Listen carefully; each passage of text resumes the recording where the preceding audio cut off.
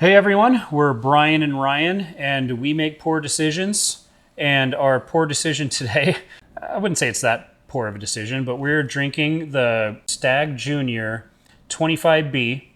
This one clocks in at 63.45% or 126.9 proof. Definitely excited to dive into this one and try. This will be a fresh pour. Bottle hasn't been opened yet. Hasn't been aired out. So I'll take care of that while he's up. These just dropped, and we were just talking. I think the 25C actually just dropped also. Yeah, I haven't seen it in the public yet. So this one got picked up locally from one of our other Wilson County liquor stores. But let's take a moment to pause and let's get that sound out.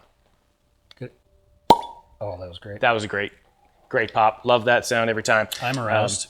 So this we might have to rate these episodes from now on with a little XXX and not PG-13. Yeah. So yes, this was locally bought. MSRP on this bottle was about $69.99. So what we're going to try to attempt today is just to taste it, see what we think of it, maybe see if we'd purchase it again at that price or how much you would pay. I'll get you first there, bud.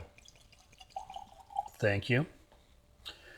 This will be my first Stagg Jr that I've tried. A lot of these are first for me. We got a Season Pro over here. So I've only had a few of the Stagg Juniors. I wouldn't say Season Pro for Stagg, but I've had the 18, I can't remember which batch, but 2018, 2022, and then 2024. I think we talked about the way the batches kind of have come out. It was really, really good. I think 2018 was one of my favorite batches. 2022 was great. 2024 was kind of a downhill for it. Didn't really get the same pop characters.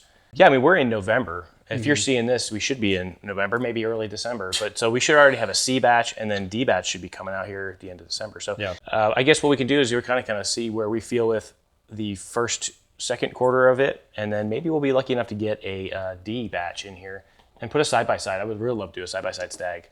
Yeah. Let's get our first sniffs in. And you just spilled some. Yeah. Oh no. Alcohol abuse. That's okay. All right, let's go. I'll look that up later. Don't worry about it. All right. I get proof really high and through and throughout on this one. The proof hits you immediately. Yep, and it may just need a little time to air out, but that proof is heavy, as I would expect from a Stagg Jr. It definitely has the oakiness and that kind of, I don't know if it would be signature, but cherry. So something that usually I would get off that would be that cherry. I don't get it immediate. Maybe it's just because I'm getting that new bottle that just had fresh cork, and it needs a little bit of time.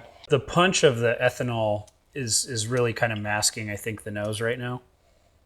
Are you spilling more? A little bit more. I think I filled them up a little too high, or there's a hairline crack in this glass. No, these are poor decision glasses. These yes, don't they have are. Any cracks in them. Well, they shouldn't have any cracks in them, but they are available through our Patreon. So good segue. Check out the Patreon link in our description below. I'll try not to get any more on the table.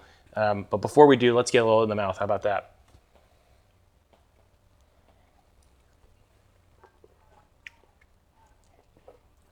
Wow, I get like a medicinal cherry.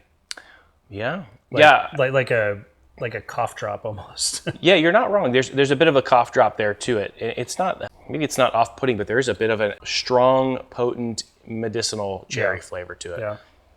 And maybe that's that high proof peeking through. Again, we're at 126 proof, so we're up there a little bit higher than what I've typically had within the last couple of batches. I think the last one was a 123, 122. They tend to ballpark in that 120 range. As you say, medicinal cherry, I start to pick out a little bit more of that vanilla, that oak that starts to peek through, which is a nice blend into like a darker fruit. So maybe it tends to be a more darker cherry. It does have a spice to it. It's very light. I don't know if you're picking that up. Yeah, I'm going to have to adapt to that spice maybe a little bit. Subtle.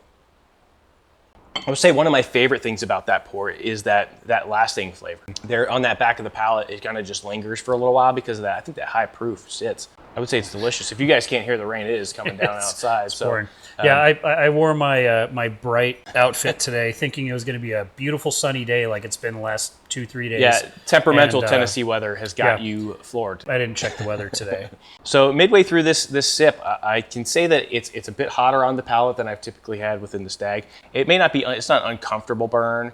It does have a Kentucky hug to it. I would say that I'm not so pleasantly surprised by it. It is kind of a little bit one note. It's not overly complex. It has the oakiness. It has that, like, right out the gate, medicinal cherry. And I feel like that's kind of dissipating as I'm sipping on it. Oak, medicinal cherry, vanilla. Yeah, you say that baking spice kind of a taste to it. It does not overpowering. As I continue to drink it, I don't know if maybe my facial expressions are giving it away, but I'm not all that shocked by it. It's not it's not something that I'm saying, this is Stagg Jr. This is the everything that we needed in Stagg Jr. I'm a little taken back by it. At $69.99 for MSRP, I would say it's a fair win, but I'm not reaching for this one. Not yet. Not until this maybe develops a little bit. Yeah, I mean, maybe once it breathes and tried at that point. This, if we blinded this, I don't think that I would be blown away by it. No, and that's sad to say because Stagg Jr. has such a telltale, lengthy story behind its bourbon. And with everything Buffalo Trace, it's like they're trying to kick out so much stuff because they have such a high demand for it. It feels like this is kind of being pushed to get more out.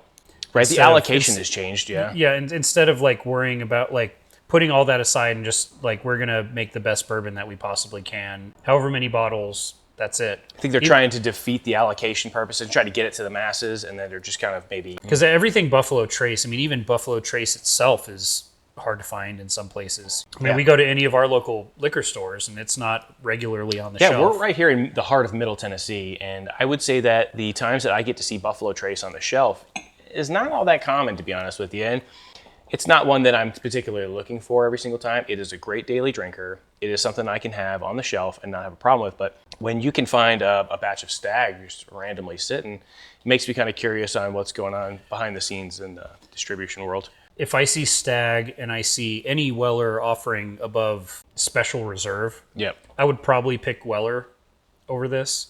I mean, I know you're a big 10. I'm a 107 fan. fan. Yeah, absolutely. I'm a big fanboy for the 107. And it's not just because of the proof. I think that flavor profile sits really well, and it's kind of in tune with the Stagg Jr.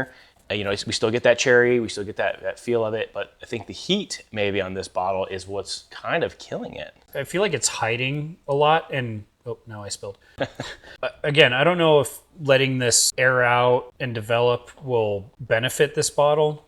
But the initial crack and tasting of it, it's kind of surprisingly underwhelming. I would just say, as far as the sense of like the proof goes, it's up here. It's definitely whelming. It's whelming. Yeah, I mean, the proof is fine, but it's... Yeah. I'm not superstitious, but I'm a little stitious kind of thing. It is whelming. It's not overwhelming. But I would say the flavor profile for me doesn't like rocket home a like true, I need this bottle allocation feel. It doesn't taste super special. I feel like a lot of people, they want this because they want to see this on their shelf. Aside from that, I feel like there's a lot of bottles, even regularly available, that would compete with that or beat it at $70. Yeah, I can agree with you at $70. Yeah, and then, like I said, if this is at its secondary pricing, you're probably looking at $125 to $150. Yeah. I don't feel like a $150, and I'm glad we didn't get duped into that at a $150 cost. But this is something that we can come back and revisit too, because if one of us is lucky enough to end up with a batch 25D, maybe we'll bring those to the table and see what the difference is between that 6-month release. Maybe there's a difference in that barrel character, maybe the time of the year, maybe this thing opens up a little bit. So I think it's ever adapting. I will say it is getting better as I'm sipping on it. I don't get as much of the medicinal cherry. Like the medicinalness is kind of going away. We typically always skip out on it. I'm gonna pour just a little bit extra in here, and what I'm gonna do, you can pour yourself a little bit, whatever you like, and I'm gonna add a drop of water. Something I don't typically do. I like my bourbons neat, regardless of proof, but that may be a touch more than I'm supposed to. But maybe that add of water is gonna hopefully open up some notes. It may be a little touch too much, but I think I said in this last video, I'll try anything, almost anything. Twice, even.